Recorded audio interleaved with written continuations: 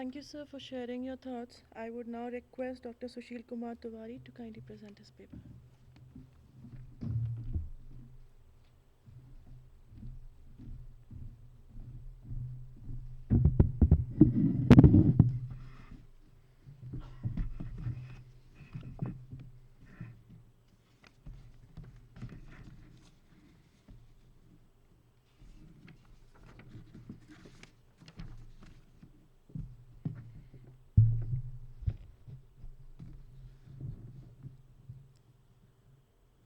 इस सेशन के अध्यक्ष और मेरे मेंटर आदरणीय प्रोफेसर कपिल कुमार जी,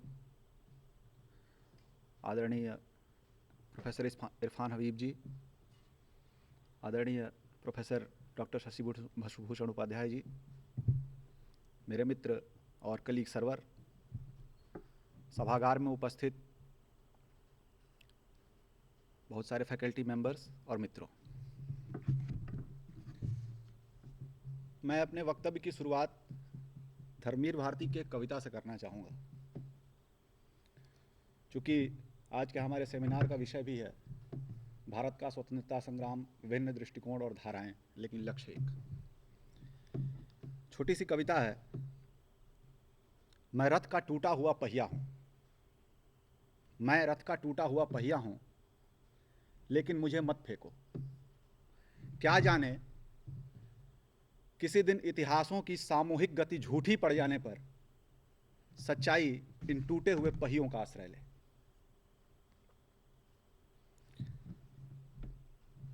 रथ का टूटा हुआ पहिया यहां पर एक मेटाफर है। इसको जरा हम हिस्ट्री से रिलेट करते हैं। जो भी इतिहास लेखन हमारे यहाँ हुआ है आज तक, मैं ये नहीं कहता कि वेरियस स्ट्रीम्स को आधार नहीं बनाया गया है, लेकिन एक खास विचारधारा से जुड़े राष्ट्रवाद को ही संपूर्ण स्वाधीनता आंदोलन का सच साबित करने की कोशिश की गई, और बाकी धाराएं जो रहीं उनको रथ के टूटे हुए पहियों की तरह इधर उधर फेंक दिया गया। मैं अपने पेपर में एक ऐसी ही धारा के बारे में, अपने वक्तव्य में एक ऐसी ही धारा के बारे में बात करना चाहूँगा, जिसके बारे में मुझे लगता है कि जितना लिखा जाना था उतना नहीं लिखा गया, जितना कहा जाना था उतना नहीं कहा गया, और उसको जो हक और हुकूक मिलना चाहिए था वो नहीं मिला। वे थे नेताजी सुभाष चंद्र बोस और आईएनए। मैं हिंदी साहित्य का विद्यार्थी हूँ और मैंने हिंदी लिटरेचर और हिंदी न्यूज़पेपर्स को आधार बना करके अपनी बात कहने की कोशिश की है। हमारे यहाँ साहित्य अकादमी नाम की एक संस्था है, उसकी लाइब्रेरी में मैं अक्सर जाता रहता हूँ। उसमें इतिहास का एक छोटा सा सेक्शन है। जब आप उसमें जाएंगे तो गांधी और नेहरू पे आपको 100 के आसपास किताबें मिल जाएंगी।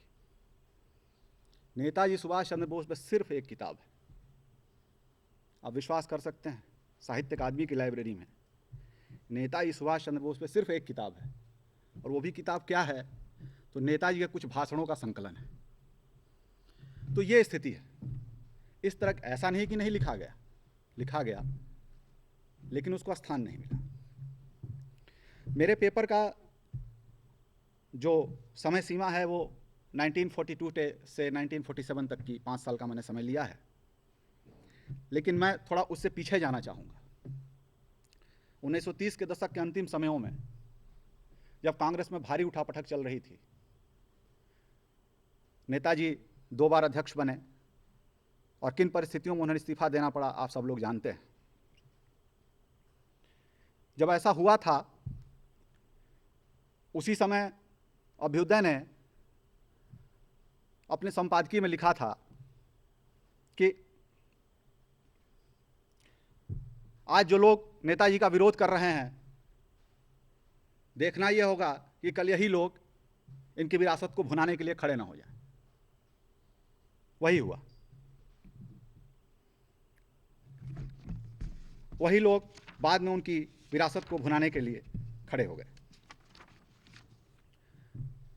त्रिपुरी कांग्रेस के बारे में अभ्युदय की एक रिपोर्टिंग है, जो कि उस समय के नेताजी की जो पॉपुलैरिटी थी उसको दिखाती है। उसी समय पद्मकांत मालवीय ने एक कविता लिखी जो त्रिपुरी कांग्रेस पे थी। उन्होंने लिखा है, कहते हैं गांधीवादी यह बीमारी भी मक्कारी है। नेताजी उस समय बीमार थे। वह लड़ने कैसे आया है जो बिस्तर से ही हिल न सके। फिर वो गांधी के जो सत्य और अहिंसा के सिद्धांत थे उनको आधार बना करके लिखते हैं, अंग्रेजी विदेशी शासक को जीतेंगे प्रेम अहिंसा से, जिनका दावा था त्रिपुरी में वह जीत बोस का दिल न सके। यानी आप कितनी गहरे पॉलिटिकल ओवरटोन्स हैं इस कविता में। वो कहते हैं कि आप तो कहते हैं कि आप अंग्रेजों का दिल जीत करके आज़ादी प्राप्त कर लेंगे, आप अपने एक फेलो कंट्रीमैन का दिल नहीं जीत पाए, और उसको किन परिस्थितियों में आपने मजबूर कर दिया कि उन्हें इस्तीफा दे करके हटना पड़ा। उसी अंक में अभ्युदय की एक रिपोर्टिंग है जिसमें यह दिखाया गया है कि 2 खेमे बने हुए थे त्रिपुरी में। एक खेमा था जिसमें बाकायदा सफ़ेद कुर्ता धोती और पैजामा पहने हुए और गांधी टोपी लगाए हुए लोग और बड़े चकदक कपड़ों में बैठे हुए थे। एक दूसरा खेमा था जिसमें गांव से आए हुए गरीब किसान थे, मैले कुचैले कपड़े पहने हुए, जो सिर्फ इसलिए आए थे कि एक बार हम नेताजी को देख लें कि वो कैसे हैं। इस तरह की पॉपुलैरिटी थी उस व्यक्ति की। लेकिन नेताजी को मजबूर किया गया कि आप इस्तीफा दीजिए, कांग्रेस को छोड़िए और जाइए। खैर, नेताजी चले गए। मैं उसको पढ़ रहा हूँ, उस रिपोर्ट को। इसमें लिखा गया है, एक और कांग्रेस के विशाल पंडाल खड़े थे, दूसरी ओर समझौता विरोधी सम्मेलन का शिविर बना था। एक और दूर दूर से आए अखिल भारतीय कांग्रेस कमेटी के डेलीगेट सेव करके सफ़ेद बुर्राक खादी का कुर्ता धोती पहनकर उत्सव में जाने के लिए सज रहे थे। दूसरी ओर आसपास के गांव से आए हुए लगभग 1 लाख किसान पेड़ों के नीचे जल्दी जल्दी रोटियां सेक रहे थे ताकि सुभाष बाबू के दर्शन जल्दी कर सकें। ये रिपोर्टिंग है उस समय।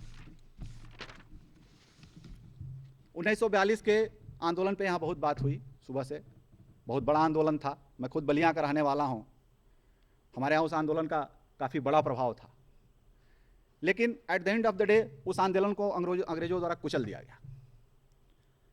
उस समय ऐसा लग रहा था कि शायद ब्रिटेन द्वितीय विश्व युद्ध हार रहा है और जापान और जर्मनी और इटली वो जीत रहे हैं, यानी कि मित्र देश हार रहे हैं और ध्रुवीय शक्तियाँ जीत रही हैं। आगे चल करके तो शायद ये लग रहा था कि भारत को आज़ादी मिल जाएगी। हालांकि उस समय कांग्रेस के सारे नेता जेल में बंद थे। आगे चल करके स्थितियाँ परिवर्तित हो गई और द्वितीय विश्व युद्ध में अब दूसरा ही पक्ष जीतने लगा। नेताजी भारत छोड़ के जा चुके थे।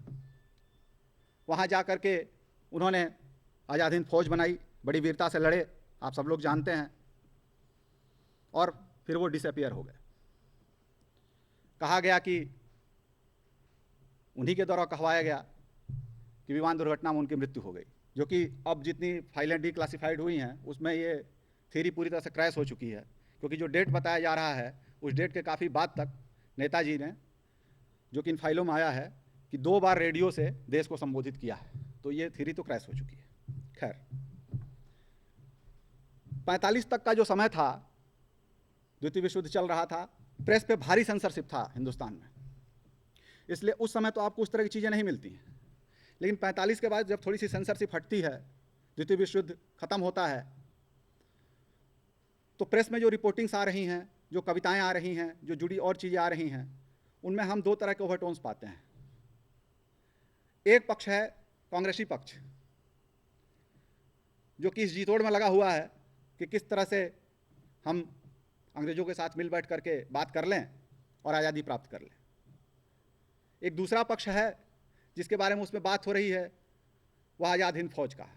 हालांकि उस समय तक आज़ाद हिंद फौज के लोग हिंदुस्तान में आ चुके थे और ट्रायल्स चल रहे थे। एक कविता छपी उसी समय नेताजी पर, जिसमें उसने लिखा, श्री जगन्नाथ एमए नाम के एक व्यक्ति थे। मैं एक और चीज़ इसमें कहना चाहूँगा, खासकर हमारे हिंदी साहित्य में भी ऐसा हुआ। हमारे यहाँ एक राष्ट्रीय काव्यधारा चली कवियों की। उस राष्ट्रीय काव्यधारा में जो लोग थे वो फिर वही एक ही विचारधारा के लोग थे जो एक ही तरह के विचार के राष्ट्रवादी आंदोलन की बात करते थे। मेरे सामने जिन कवियों के नाम हैं या जिनकी कविताएं हैं या जिनका मैंने कलेक्शन किया है, इनको न हिंदी साहित्य में स्थान मिला, न उस राष्ट्रवादी काव्यधारा में स्थान मिला। क्यों? क्योंकि ये कुछ अलग तरह के राष्ट्रवाद की बात कर रहे थे। ये एक अलग तरह के देश का सपना देख रहे थे। हमारे यहाँ जिनको भारत का पहला हिंदी का राष्ट्रकवि घोषित किया गया, आदरणीय मैथिली शरण गुप्त जी, एक इंसिडेंट है, मैं पढ़ना चाहूँगा। नेताजी के बारे में उनके क्या विचार थे।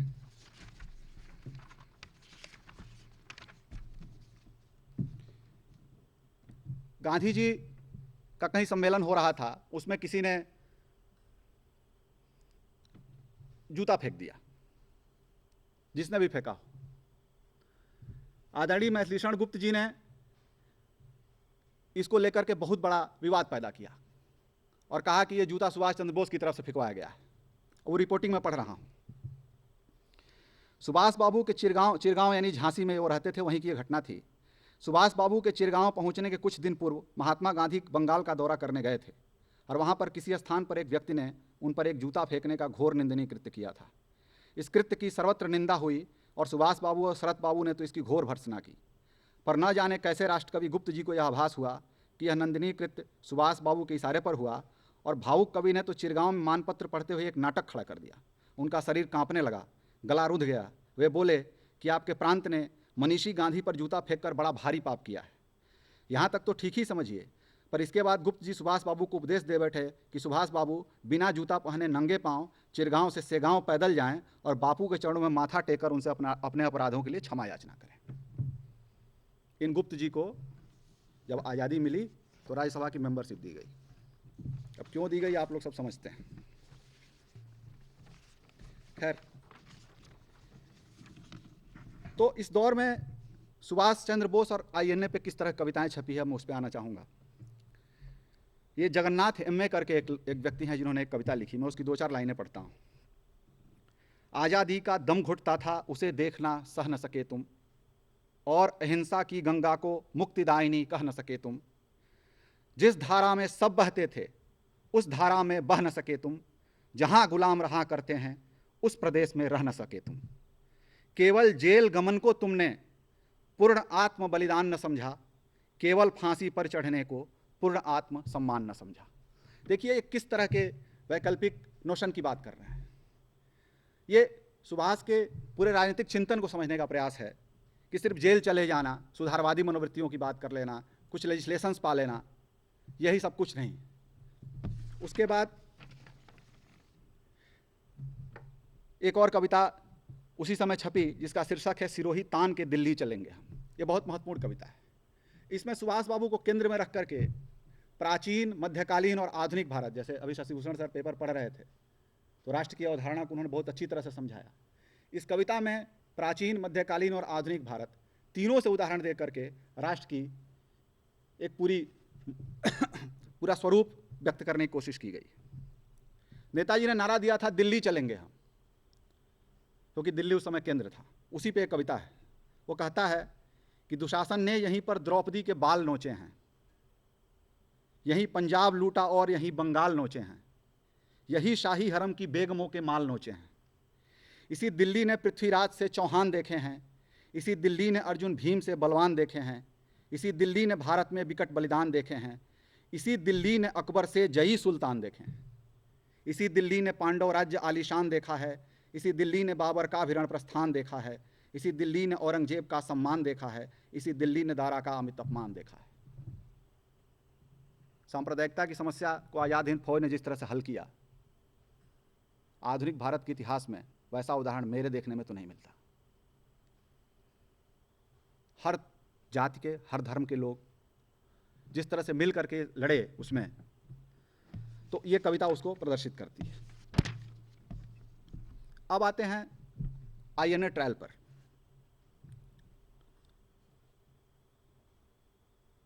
उन्नीस 1945 में आज़ाद हिंद फौज के लोगों को पकड़ करके हिंदुस्तान में लाया गया और लाल किले में उनको ट्रायल पे रखा गया। उस पर एक कविता है, कौन तुम्हें मारेगा ऐसी शक्ति नहीं है भू पर, स्वयं नष्ट हो जाएगा अरे दलिया तुमको छूकर, तेरे शोणित की बूंदों से भड़केगी यह ज्वाला, गली गली में दृश्य दिखाई देगा जलियांवाला।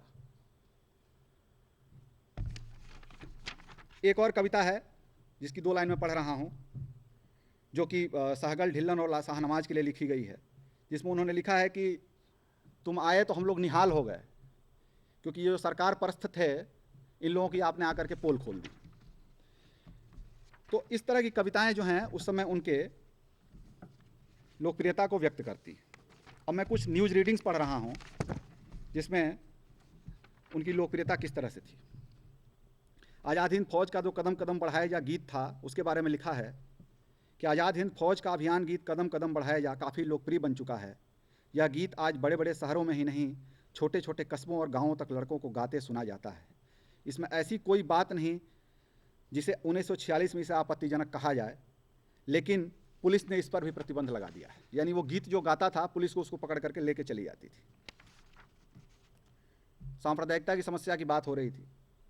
11 मार्च 1946 के पेपर में अहमदाबाद की एक घटना का जिक्र किया गया है, जिसमें एक लड़का जो है इसलिए अनशन पे बैठ गया क्योंकि उसके पिता ने मुस्लिम लीग को वोट दे दिया था, और वो लड़का जो है वो आज़ाद हिंद फौज में लड़ा था।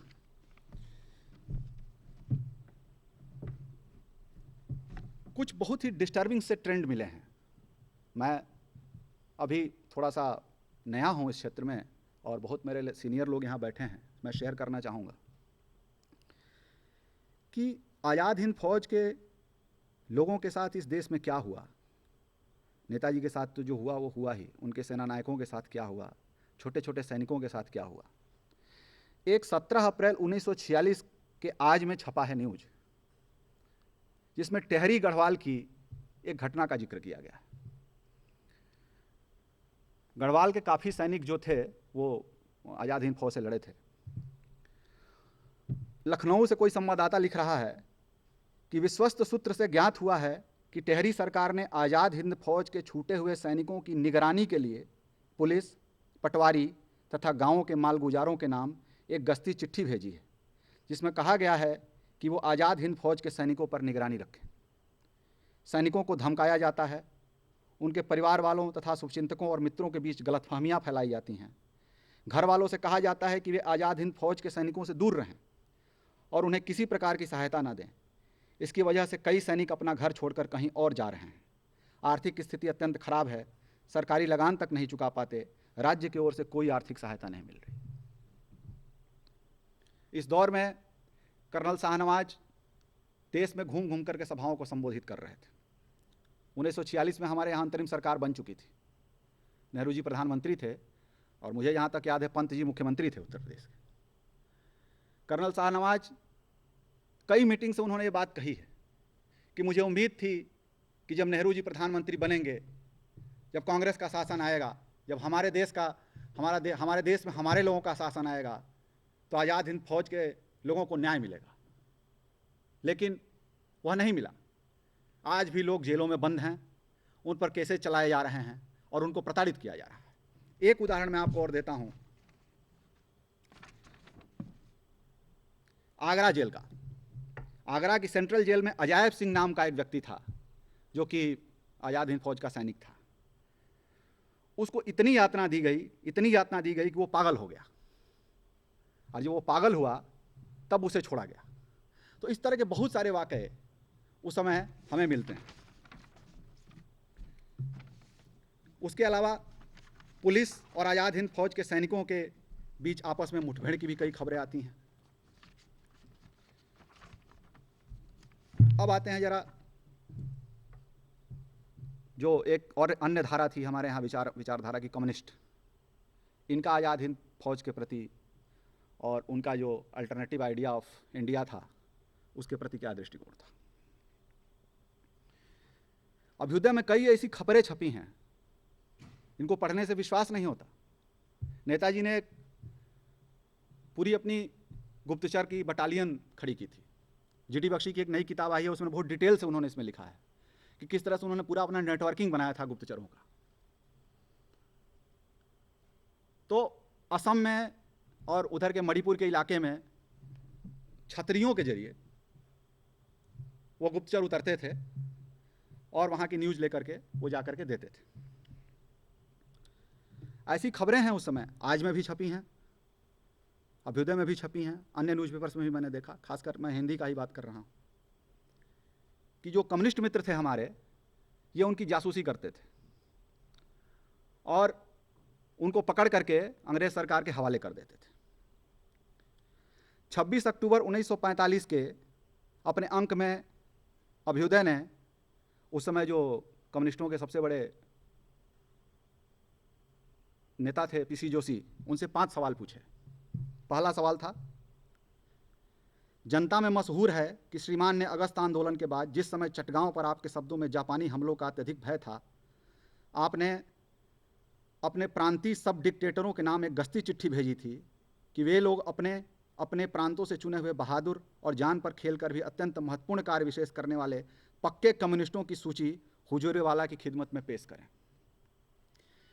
क्या प्रत्येक प्रांत से कुछ चुने हुए कम्युनिस्ट साथियों को आपने सरकार द्वारा किसी विशेष प्रकार की शिक्षा दिलवाई थी? नंबर 1। नंबर 2, वह क्या शिक्षा थी और किस बात के लिए थी? नंबर 3, क्या भारतीय ब्रिटिश सेना के लियाजी अफसरों से आपकी पार्टी का निकट संबंध था? नंबर 4। नंबर 5, क्या आप यह बतलाने की कृपा करेंगे कि आपने या आपके साथियों ने पैराशूट या सबमरीन से आए हुए कितने हिंदुस्तानी आपकी निगाह में 5वें दस्ते वालों को गिरफ्तार करने में सरकार को सहायता दी थी? आज तक पीसी जोशी या किसी भी उनके समर्थक की तरफ से इसका जवाब नहीं आया। उस समय की तो बात छोड़ी। उसके बाद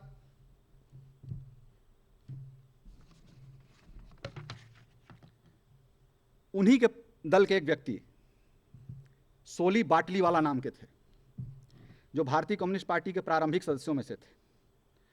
उन्होंने 23 फरवरी के नेशनल हेराल्ड में कहा कि पार्टी की नीति थी कि कम्युनिस्टों व साम्राज्यशाही के एजेंटों के बीच कभी भी कोई गठबंधन नहीं हो सकता। मेरे सम्मुख इस नियम की अवहेलना के कई उदाहरण आए और जब मैंने उस संबंध में पूछताछ की तो बताया गया कि किन्हीं विशेष परिस्थितियों में ऐसा हुआ था। वह कोई नीति या नियम नहीं है। मैंने इन बातों को ऐसा ही समझा, पर बाद में मैंने देखा कि साम्राज्यशाही एजेंटों से संबंध रखने वाले साथियों पर कोई कार्रवाई नहीं की जाती थी, वरन इसके विपरीत वे पार्टी नेताओं के विशेष कृपा पात्र हैं। फाइल्स में यह चीज़ें भी हैं कि तत्कालीन गृह मंत्री रेजिनाल्ड मैकवेल और पीसी जोशी के बीच पत्र व्यवहार थे और एक कम्युनिस्ट साथी ने नाम न बताने की शर्त पर इस चीज़ को जाहिर किया कि अगर यह पत्र व्यवहार प्रकाशित कर दिया जाए तो यह निश्चित रूप से सिद्ध हो जाएगा कि कम्युनिस्ट पार्टी के पोलिट ब्यूरो तथा भारत सरकार के गृह विभाग के बीच एक समझौता था, जिसके अनुसार भारत सरकार के सम्मुख पार्टी के सदस्यों की सेवाएं अर्पित की जाती थी। ये सब न्यूज़ हैं जो कि बहुत ही डिस्टर्बिंग हैं। मैं अपनी तरफ से कुछ नहीं कह रहा, बस मैं न्यूज़ पढ़ रहा हूँ।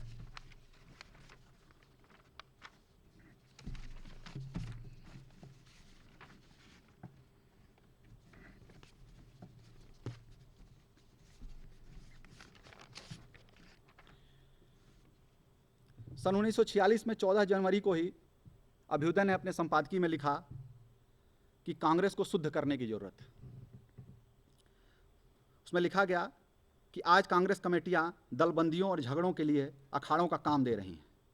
किसके हाथ में कांग्रेस कमेटियां रहें, इसका पक्ष लेकर कांग्रेस वाले आपस में इस प्रकार लड़ते हैं कि उसे देखकर प्रत्येक ईमानदार व्यक्ति को दुख होना स्वाभाविक है।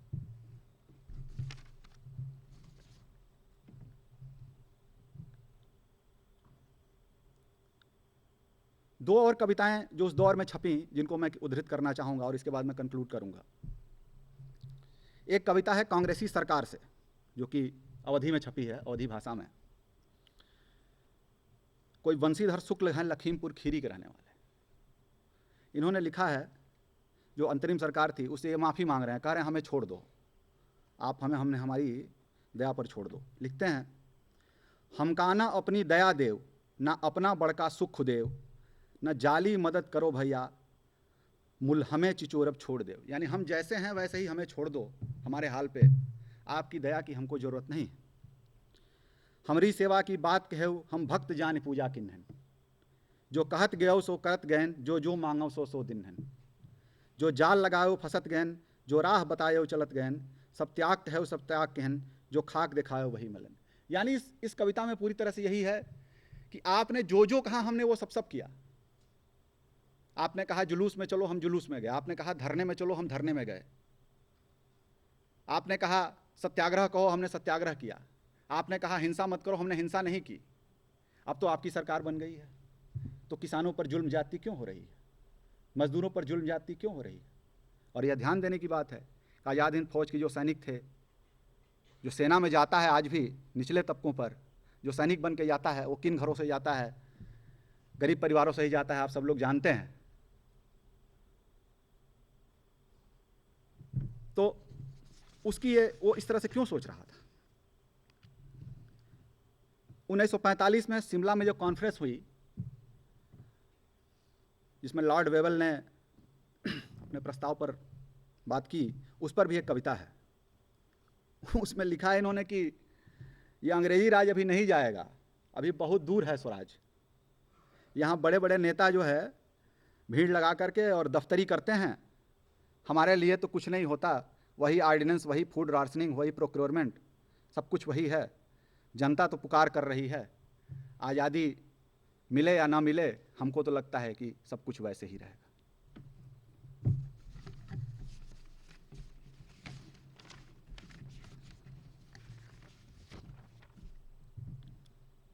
तो ये सब पढ़ने का मेरा मतलब ये था कि जब हम इतिहास को जानने की कोशिश करते हैं, जब इतिहास लेखन की बात होती है, 1857 को भी काफ़ी दिनों तक उपेक्षित किया गया। जब ओरल सोर्सेज से बातें आनी शुरू हुई, लोक स्मृतियों से बातें आने शुरू हुई, लोक साहित्य से बातें आने शुरू हुई, तब 1857 का शायद सही मूल्यांकन अब हो पाया है कि किस तरह से 1857 जो था वह एक जन संग्राम था, वह कोई फ्यूडल रिवोल्ट नहीं था। झांसी की रानी तात्या टोपे या कुंवर सिंह जो लड़ रहे थे, उनके साथ जो मिल करके लोग लड़ रहे थे, वो किस तरह से लड़ रहे थे। मुझे याद है, एक कविता है, पंकज राग की एक किताब है 1857 द ओरल ट्रेडिशन, उसमें वो कविता है जो कि झांसी की रानी जो लड़ रही हैं उस पर है। उसमें दिखाया गया है कि हर जात के लोग, उनके पास जो हथियार है, जो उनके काम करने का हथियार है, उसी हथियार से वो लड़े हैं। यानी सोनार अपने हथियार से लड़ा है, लोहार अपने हथियार से लड़ा है, छत्री अपने हथियार से लड़ा है। 45 के बाद 1946 में नेवल रिवोल्ट होता है, आर्मी में रिवोल्ट होता है, एयरफोर्स में रिवोल्ट होता है। उसके बाद देश को आज़ादी मिलती है। और वह आज़ादी क्या थी? ट्रांसफ़र ऑफ पावर थी, ऐसी बात हो रही थी। हम सब लोग जानते हैं कि वो पूर्ण आज़ादी नहीं थी, वो ट्रांसफ़र ऑफ पावर थी।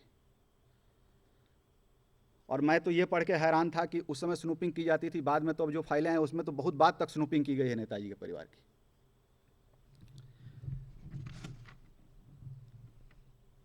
तो मेरी दरखास्त यह है कि आज़ादी के आंदोलन में बहुत सारी धाराएं रही हैं। उन धाराओं ने सबने अपना अपना योगदान, मैं कांग्रेस के योगदान को नकार नहीं रहा, मैं नहीं कह रहा कांग्रेस का कोई योगदान नहीं था, लेकिन कांग्रेस का ही सिर्फ एक योगदान था, बाकी किसी का कोई योगदान नहीं था, ये ठीक नहीं है। और मैं एक अंतिम कविता पढ़ करके अपनी बात ख़त्म करूँगा, जिसमें कि वह कवि पूरे भविष्य की रूपरेखा दे रहा है कि अगर नेताजी वापस आ जाएंगे तो क्या क्या होगा। उसमें वह यह कहता है कि अगर आप यहाँ आएंगे तो ये सरकार जो है आपको युद्धापराधी कह करके अंग्रेज़ों को दे देगी।